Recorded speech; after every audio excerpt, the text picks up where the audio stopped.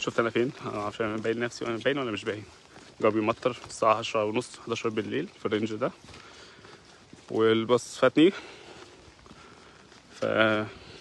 فكرت ان انا ارجع البيت، ارجع اخد البسكليتة من الجراج عشان اتخرمت، واخدها معايا البيت على الاقل اركنها في البيت بدل ما اسيبها هنا في المطره. الجو مطره وتفرصه. انا جاي اتكلم ليه؟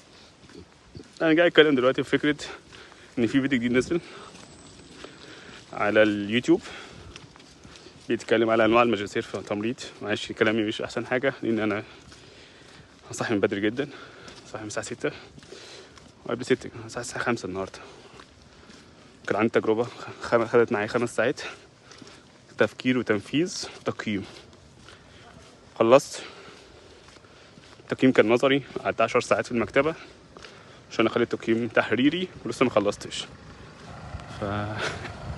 ده معناه ان انا بكره الصبح عندي 4 حاجات لازم اروح اتعلمها في المستشفى، حاجات جديده عشان مطالب مني كمان 4 شهور 5 شهور حاجه التقييم تاني، عشان عايزين افكر واطور حاجه تانية في التمريض. الموضوع شكله معقد، بس الجو شمس شويه، الجو شمس ايه، الجو مطر بس شويه وهوا وحاجات غريبه. بسكليت ايه،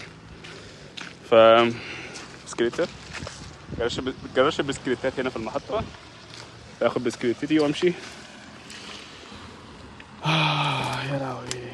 بس فانت لو مستعجل وحابب تطلع جري على الفيديو الجديد هتلاقي اللينك تحت في اول كومنت. خلي بالكم على نفسكم وربنا يبارك فيكم ويحفظكم، ونشوفكم على خير ان شاء الله في فيديو جديد. معلش هتلاقيني في الفيديو الكبير اللي على اليوتيوب في لخبطه كتير في الدوشه، معلش انا بس عشان مش نايم كويس، بس هو مش اصلع، بس هو الدنيا ضلمه الدنيا ضلمه شويتين. بس احنا الساعه والله ما اعرف الساعه كام دلوقتي، بس قشطه.